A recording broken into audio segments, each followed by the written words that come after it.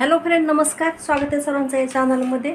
सर्वजण शेवटपर्यंत व्हिडिओ पहा, लाईक करा, सबस्क्राईब करा, शेअर करा. आज आपण बॅकनेक डिझाईन पाहणार आहोत.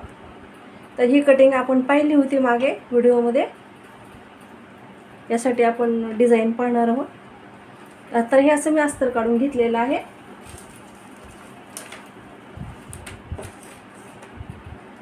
वरून इथून 3 इंच ठेवलेलं आहे अंतर मी,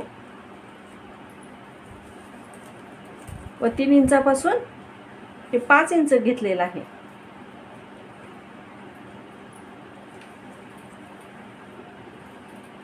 व मध्यभाग 2.5 इंचावर हे 2 इंच घेतलेलं आहे.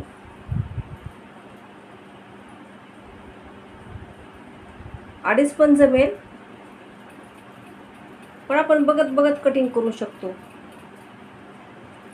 2.5 घेतलं. मग आता ह्याला डायमंड शेप द्यायचा व असंच डिझाईन शिवून घ्यायचं, स्टिच करून घ्यायचं. ह्याला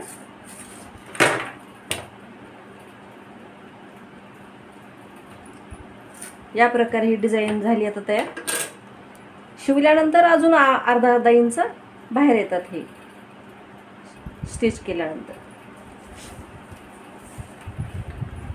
तर या साईडने एक 4 इंच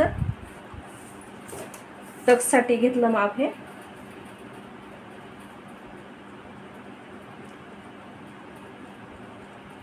व वरच्या बाजूने 9.5 इंचापासून घेतो, पण ही डिझाईन इथपर्यंत आली म्हणून मी 10 पासूनच घेणार आहे.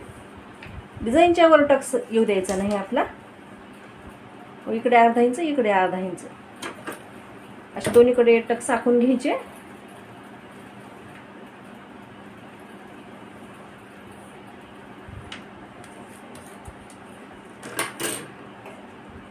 असेच या साईडनं पण घ्यायचे टक्स.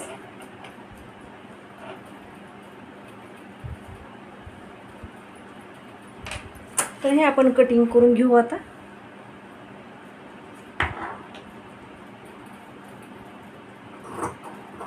आधी थोडंसं कमीच घ्यायचं अंतर, आपल्याला वाटलं तर आपण नंतर वाढवू शकतो, पण अगोदर जास्त कटिंग नाही करायची. नंतर काही करता येत नाही, मग एकदाच वाढलं की.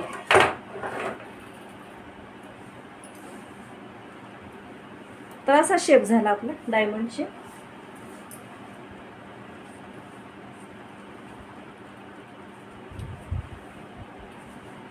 तर ही सरळ बाजू आहे.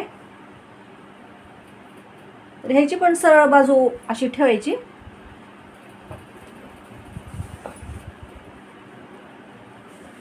दोन्ही सरळ बाजू खालच्या साईडला ठेवायच्या. हे लगेच कट नाही करायचं. आतली बाजू मेन फॅब्रिकला लगेच कट नाही मारायचं. तर मी असं हे स्टिच करून घेते एवढं. व हे खाली पण स्टिच करून हे टक्स घ्यायचे पूर्ण.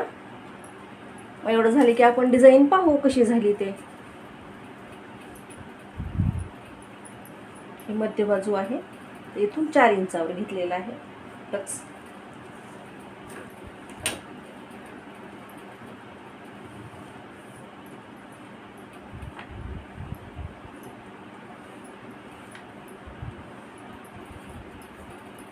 असे टक्स घ्यायचे.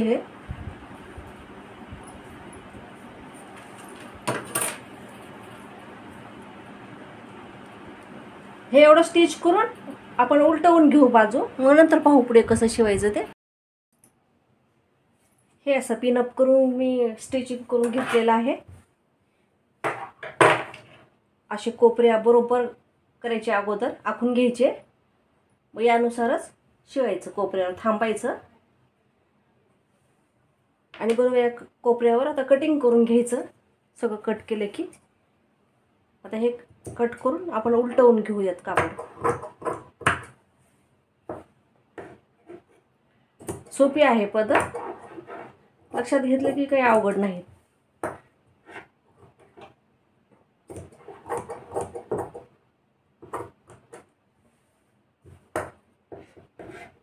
सर्वजण सबस्क्राईब करून घ्या चॅनलला. मी अपलोड केलेले व्हिडिओ पोचतील तुमच्यापर्यंत. आता हे कोपरे कटिंग करून घ्यायचे व्यवस्थित, म्हणजे उलटं केलं की फिनिशिंग येते ह्याला. सगळीकडे कट मारायचं थोडं थोडं.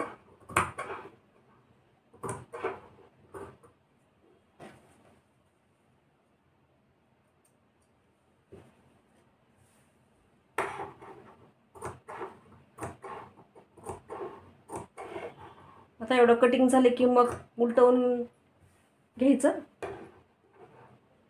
मग टक्स वगैरे नंतर घ्यायची. मग फायनल लुक कसा झाला तो पाहू आपण अजून नंतर. कटिंग पण आपल्या स्टिचिंग पर्यंतच येऊ द्यायचं, पुढे नाही जायचं.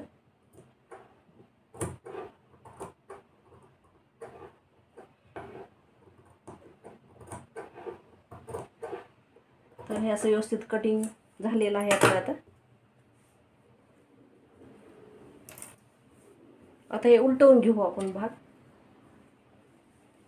हा वरचा भाग पूर्ण इथे टाकून द्यायचा खाली.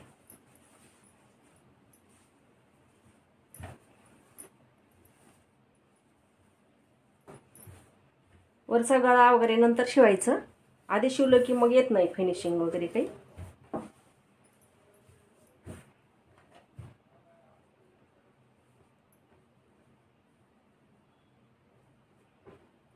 आता व्यवस्थित दाब देऊन घ्यायचं, ह्याला आकार व्यवस्थित करून घ्यायचा. असं व्यवस्थित दाब देऊन इथे एक टिप मारून घ्यायची सगळीकडे. एवढं टिप स्टिच करून घेते व टक्स घेऊन हे खालचं पण शिवायचं आधी, मग टक्स घ्यायचे. टक्सच्या पुन्हा आता खाली गेल्या, त्याच्यामुळे आता हे अजून असं वर घ्यायचं. आता हे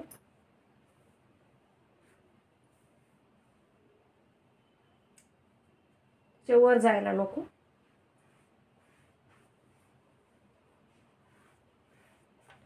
हे असे टक्स घ्यायचे.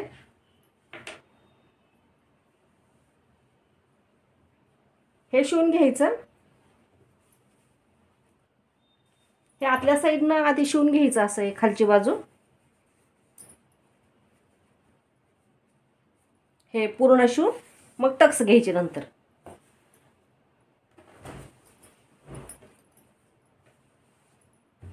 एवढं मी स्टिच करून घेते, मग नंतर फायनल लुक पाहू आपण. तर हे असं आपलं फायनल लुक झाला. आता ते असं टिप घेतलेली आहे मी, दाब टिप. हे साईडचं आता हे जास्त झालेलं कटिंग करून घ्यायचं. इथे 5 नंबरची टिप घेतलेली आहे. असं नेक पण शिवून घेतला व खालची बाजू पण शिवून असे टक्स घेतले दोन्हीकडे. इथे लेस लावायची आहे, तुम्ही लेस पण लावू शकता. पूर्ण ब्लाऊज झालं की पाहणारच आहोत आपण. भेटू अजून पुढच्या व्हिडिओमध्ये. धन्यवाद सर्वांचे.